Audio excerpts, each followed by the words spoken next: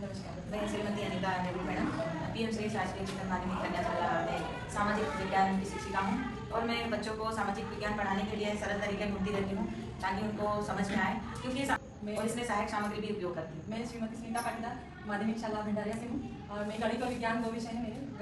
और आपको नववर्ष की हार्दिक शुभकामनाएं 2025 की। और मैं कक्षा 6वीं 7वीं 8वीं में गणित पढ़ाती हूँ। मैं MS प्रभारी हूँ और मैं सामाजिक विज्ञान पढ़ाता हूँ और मुझे सामाजिक विज्ञान को रोचक तरीके से पढ़ा रखा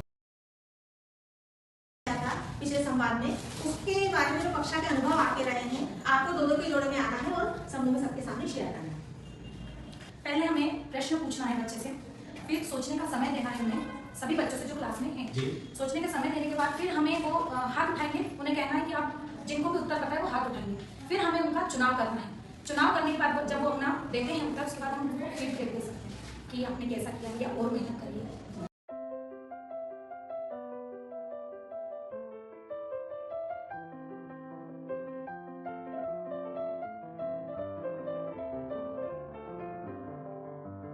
हमारे यहाँ खेती में अभी फिलहाल जो बोई है वो गेहूँ है और चने हैं। ठीक है, वेरी गुड। गेहूं की फसल को कौन सी फसल बोलते हैं? रवि की फसल। आप अच्छा कीजिए, बोलिए मैडम आप। Ravi very good. समय भी दिया था सोचने का, दो के जोड़े से। ठीक है, बहुत बढ़िया। विद्यार्थियों का चयन करने के लिए मैडम ने जैसे जो तरीका अपनाया वो भी बहुत बढ़िया था और आप लोग अलग तरीके अपनाते हो तो वो शेयर कीजिए। मैडम आप क्या करते हैं?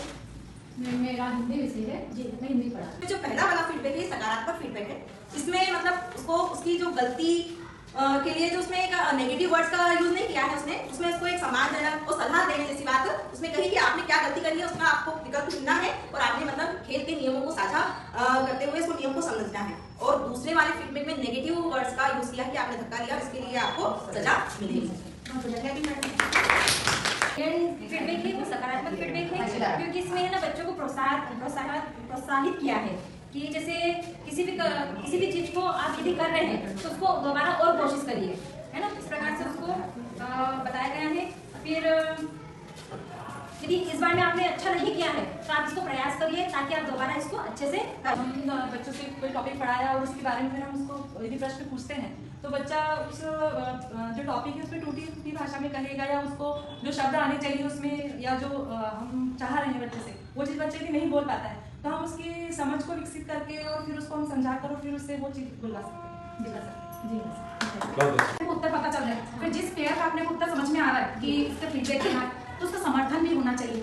पिछला जो दूसरे पेयर हैं वो जो जोड़े हैं समूह है वो बोलना चाहिए हाँ वो सही से ये इसका समर्थन देने वाले भी होना चाहिए। फिर वो बोलेंगे नहीं ये गलत बोला, मैम ने ऐसे कैसे मान लिया, ये मैम गलत बोल रहा है, इसको आपने कैसे मान लिया, हम लोग क्या बोल रहे हैं उसको फिर उनको समझाना कि बेटा ऐसे है, इसलिए वो सही और आपका गलत है। उसको तुम्हारे नंबर कितने आए थे इस बार? हाँ 40% से भी अगर तुम्हारे नंबर कम हो गए ना और अर्धवार्षिक के नंबर जुड़ने वाले हैं तो तुम्हें समझ में नहीं आया कि इस बार तुमको ज्यादा मेहनत करने की आवश्यकता थी। हाँ ये देखो यहाँ पर तुमने कितनी सारी गलतियां करी है, करी कि नहीं करी है? अब तुम्हें अगली बार अच्छे से मेहनत करना है और अच्छे से पढ़ाई करना है, ठीक है? देखो बेटा, आपने इस बार अच्छे से कोशिश करी है और आप अच्छे से कोशिश करना और इन जो भी प्रश्न आए थे पेपर में उसको और हल करना घर जाके और पढ़ाई पे ध्यान देना, तो आप और अच्छे नंबर ला सकते हो। ओके? हाँ, रचनात्मक फीडबैक में जैसे आपने ना मतलब आई मैंने है ना जैसे इमोजी कार्ड्स अपने यूज कर सकते हैं, है ना।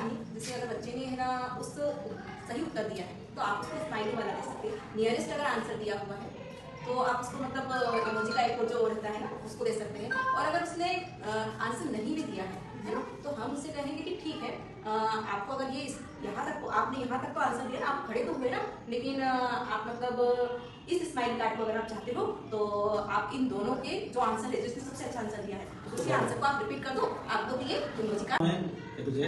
उसके आधार पर या तो उसके पास जाकर के थपथपा के भी हम उसके शाबाशी उत्साह बढ़ा सकते हैं या अपने बच्चों द्वारा ताली बजाकर भी उसका उत्साह बढ़ा सकते हैं।